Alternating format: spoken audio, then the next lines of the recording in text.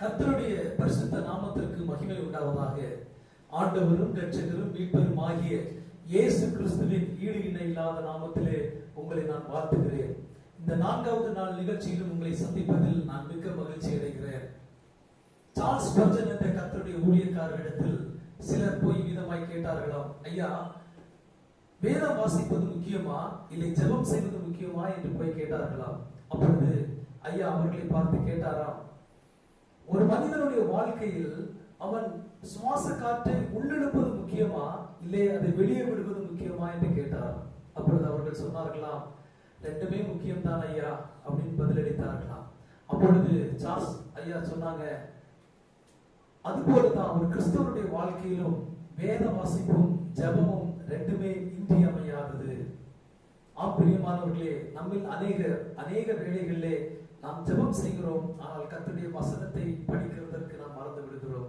அதை ஊக்குவிப்பதற்காகத்தான் இப்பேற்பட்ட ஒரு நிகழ்ச்சியை நாங்கள் நடத்தி கொண்டிருக்கிறோம். நீங்களும் எங்களோடு சேர்ந்து அந்த வேத வசனங்களை எங்களோடு சேர்ந்து நீங்கள் படியுங்கள்.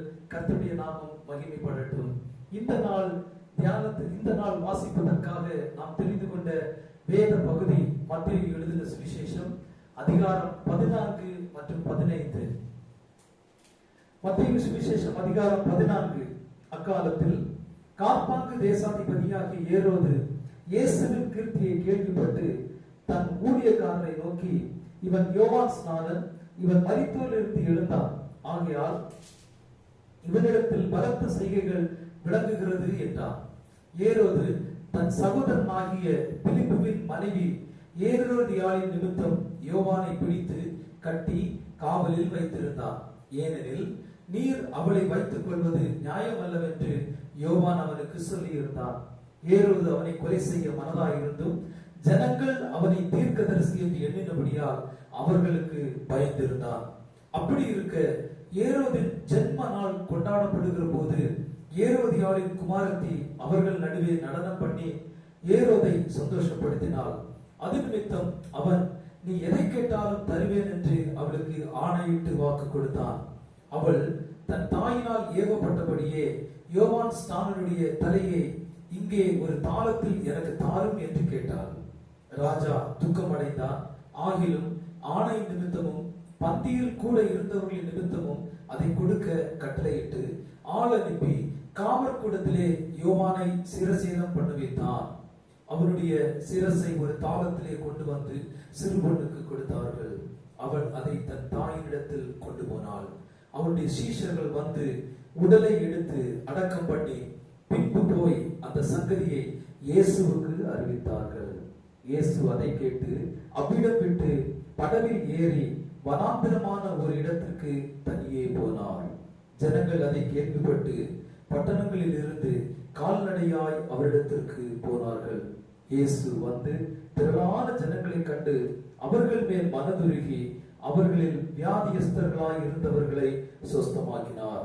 சாயங்காலமான போது அவருடைய சீஷர்கள் அவரிடத்தில் வந்து, இது வனாந்திரமான இடம், நேரமும் ஆயிற்று, ஜனங்கள் கிராமங்களுக்கு போய் தங்களுக்கு போஜன பதார்த்தங்களை கொள்ளும்படி அவர்களை அனுப்பிவிட வேண்டும் என்றார்கள்.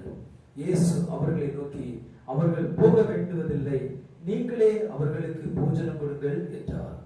அதற்கு அவர்கள், இங்கே எங்களிடத்தில் 5 அப்பமும் 2 மீன்களுமே அல்லாமல் வேறொன்றும் இல்லை என்றார்கள். அவைகளை என்னிடத்தில் கொண்டு வாருங்கள் என்றார். அப்பொழுது அவர் ஜனங்களை புல்லின் மேல் பந்தியிருக்க கட்டளையிட்டு அந்த 5 அப்பங்களையும் அந்த 2 மீன்களையும் எடுத்து வானத்தை அண்ணாந்து பார்த்து ஆசீர்வதித்து அப்பங்களை பிட்டு சீஷர்களிடத்தில் கொடுத்தார். சீஷர்கள் ஜனங்களுக்கு கொடுத்தார்கள்.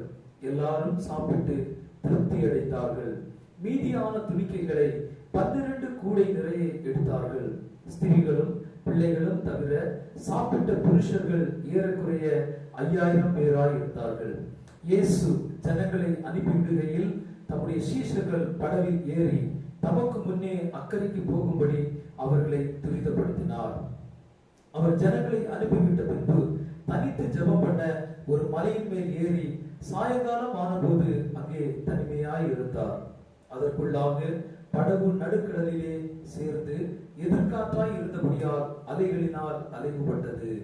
இரவின் 4ஆம் ஜாமத்திலே இயேசு கடலின் மேல் நடந்து அவர்களிடத்திற்கு வந்தார். அவர் கடலின் மேல் நடக்கிறதை சீஷர்கள் கண்டு கலக்கம் அடைந்து ஆவேசம் என்று சொல்லி பயத்தினால் அலறினார்கள்.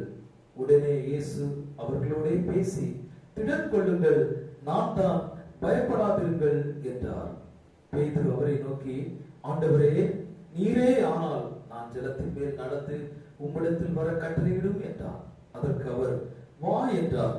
அப்பொழுது பேதுரு படவை விட்டு இறங்கி இயேசுவினிடத்தில் போக ஜலத்தின் மேல் நடந்தார். காற்று பலமாய் இருக்கிறதை கண்டு பயந்து அமிழ்ந்து போகையில், ஆண்டவரே, என்னை ரட்சியும் என்று கூப்பிட்டார். உடனே இயேசு கையை நீட்டி அவனை பிடித்து, அற்ப விசுவாசியே, ஏன் சந்தேகப்பட்டாய் என்றார். அவர்கள் படகில் ஏறின உடனே காற்று அமர்ந்தது. அப்பொழுது படகில் உள்ளவர்கள் வந்து, மெய்யாகவே நீர் தேவனுடைய குமாரன் என்று சொல்லி அவரை பணிந்து கொண்டார்கள். பின்பு அவர்கள் கடலை கடந்து கெனசரேத் நாட்டில் சேர்ந்தார்கள். அவ்விடத்து மனுஷர் அவரை இன்னார் என்று அறிந்து சுற்றுப்புறமெங்கும் செய்தி அனுப்பி பிணியாளிகள் எல்லாரையும் அவரிடத்தில் கொண்டு வந்து அவருடைய வஸ்திரத்தின் ஓரத்தை ஆகிலும் அவர்கள் தொடும்படி உத்தரவாக வேண்டும் என்று அவரை வேண்டிக் கொண்டார்கள். தொட்ட யாவரும் சுஸ்தமானார்கள். அதிகாரம் 15. அப்பொழுது எருசலேமிலிருந்து வந்த வேதபாரகரும் பரிசேயரும் இயேசுவினிடத்தில் வந்து, உம்முடைய சீஷர்கள் முன்னோர்களின் பாரம்பரியத்தை ஏன் மீறி நடக்கிறார்கள்? கை கழுவாமல் போஜனம் பண்ணுகிறார்களே என்றார்கள். அவர்களுக்கு அவர் பிரதியுத்தரமாக, நீங்கள் உங்கள் பாரம்பரியத்தினாலே தேவனுடைய கற்பனையை ஏன் மீறி நடக்கிறீர்கள்? உங்கள் தகப்பனையும் உன் தாயையும் கனப்படுவாயாக என்றும், தகப்பனையாவது தாயையாவது நிந்திக்கிறவன் கொல்லப்பட வேண்டும் என்றும் தேவன் கற்பித்திருக்கிறாரே. நீங்களோ எவனாகிலும் தகப்பனையாவது தாயையாவது நோக்கி, உனக்கு நான் செய்யத்தக்க உதவி ஏது உண்டோ அதை காணிக்கையாக கொடுக்கிறேன் என்று சொல்லி தன் தகப்பனையாவது தன் தாயையாவது கனம் பண்ணாமல் போனாலும் அவருடைய கடமை தீர்ந்ததென்று போதித்து உங்கள் பாரம்பரியத்தினாலே தேவனுடைய கற்பனையை அவமாக்கி வருகிறீர்கள். மாயக்காரரே, உங்களை குறித்து இந்த ஜனங்கள் தங்கள் வாயினால் என்னிடத்தில் சேர்ந்து தங்கள் உதடுகளினால் என்னை கனப்படுகிறார்கள். அவர்கள் இருதயமோ எனக்கு தூரமாய் விலகி இருக்கிறது. மனுஷருடைய கற்பனைகளை உபதேசங்களாக போதித்து வீணாய் எனக்கு ஆராதனை செய்கிறார்கள் என்று ஏசாயா தீர்க்கதரிசி நன்றாய் சொல்லி இருக்கிறார் என்றார். பின்பு அவர் ஜனங்களை வரவழைத்து அவர்களை நோக்கி, நீங்கள் கேட்டு உணருங்கள், வாய்க்குள்ளே போகிறது மனுஷனை தீட்டுப்படுத்தாது, வாயிலிருந்து புறப்படுகிறதே மனுஷனை தீட்டுப்படுத்தும் என்றார். அப்பொழுது அவருடைய சீஷர்கள் அவரிடத்தில் வந்து, பரிசேயர் இந்த வசனத்தை கேட்டு இடரல் அடைந்தார்கள் என்று அறிவீரோ என்றார்கள்.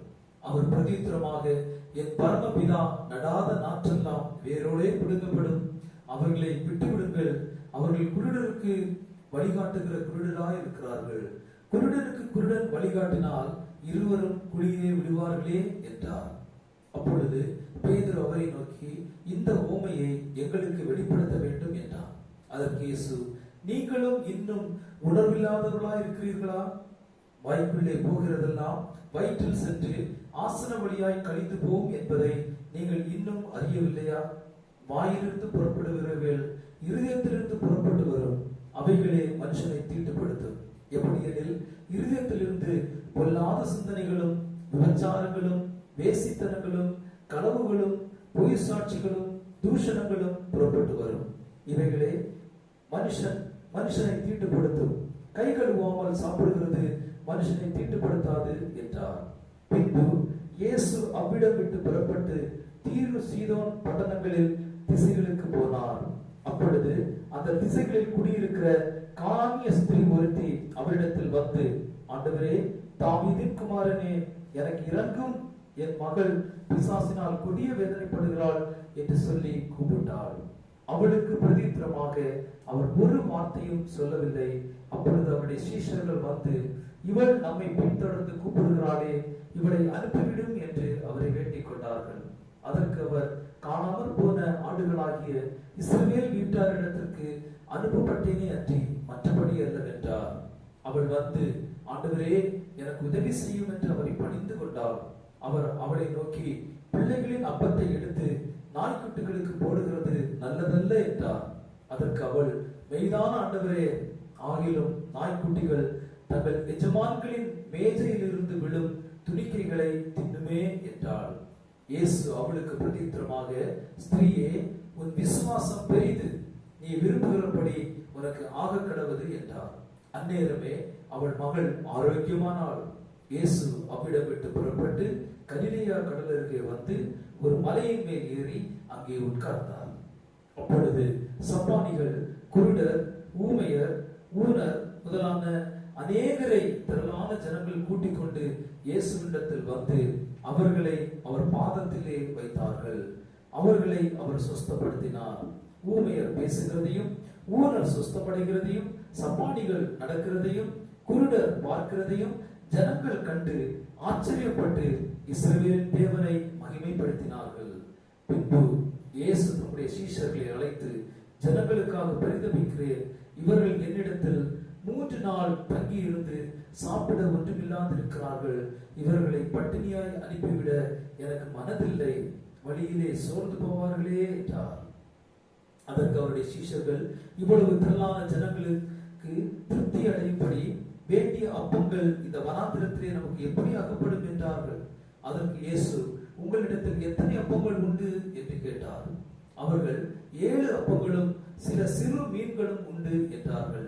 அப்பொழுது அவர் ஜனங்களை தரையிலே பந்தியிருக்க கட்டளையிட்டு அந்த 7 அப்பங்களையும் அந்த மீன்களையும் எடுத்து ஸ்தோத்திரம் பண்ணி பிட்டு தம்முடைய சீஷர்களிடத்தில் கொடுத்தார். சீஷர்கள் ஜனங்களுக்கு பரிமாறினார்கள். எல்லோரும் சாப்பிட்டு திருப்தி அடைந்தார்கள்.